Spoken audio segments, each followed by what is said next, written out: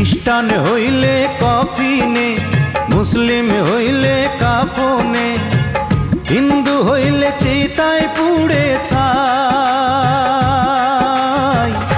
ও মানব গৌরব করার নাই রে কিছু নাই, ও মানব গৌরব করার নাই রে কিছু নাই। খ্রিস্টান হইলে কফিনে, মুসলিম হইলে কাফনে, হিন্দু হইলে চিতায় পুড়ে ছাই। ও মানব গৌরব করার নাই রে কিছু নাই, ও মানব দুই দিনের এই